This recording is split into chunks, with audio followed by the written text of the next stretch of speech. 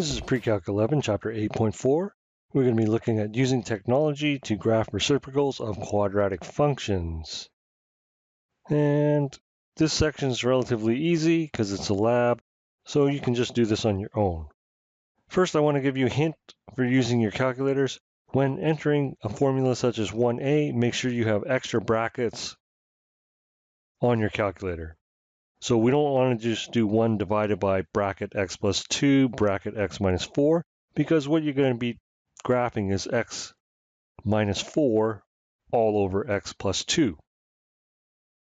You need to put brackets around the whole thing to make sure that you're dividing by both of these factors. Now, predicting the number of vertical asymptotes. We should be thinking about how many roots are there in f of x, because when it's 0, that's when we have a vertical asymptote. And recall that in general form, we can just use the discriminant. So if the discriminant is positive, we have 2 roots. If the discriminant is 0, we have 1 root, which translates to 1 vertical asymptote.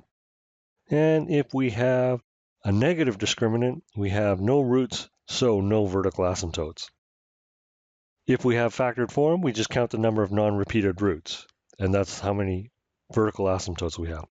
In standard or vertex form, we check A times Q. Now, if this is less than 0, we have 2 vertical asymptotes. If this equals 0, we have 1 vertical asymptote. And if this is greater than 0, we have no vertical asymptotes. Okay, remember this is not the discriminant we're checking. We're checking A times Q. Okay, so let's go through some examples. Predict the number of vertical asymptotes. Well, we count the number of non-repeated roots. This is repeated. So 1 non-repeated root.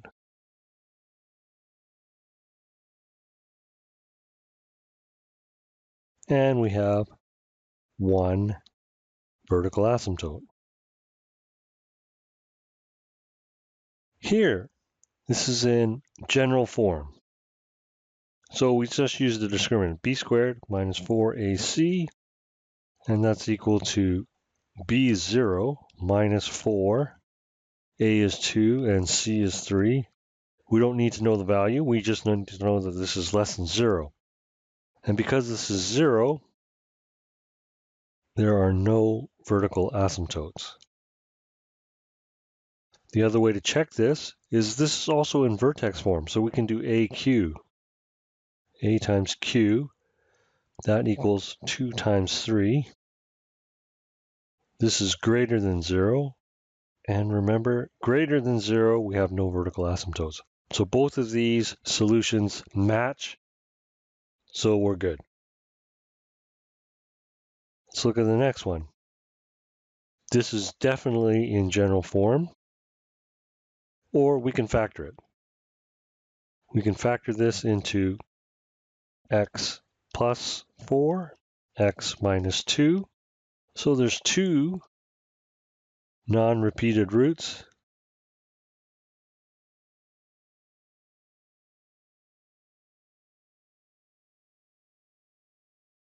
So we have 2 vertical asymptotes. The other way to check is by discriminant. So we have b squared minus 4ac. That equals 4 minus 4 times a, which is 1, and c is negative 8. These two negatives cancel out, it becomes positive, so this is definitely greater than 0. So it's also 2 vertical asymptotes. Last one. This is vertex form or standard form, so we just check A times Q. This equals, we have 1 times Q, which is negative 4.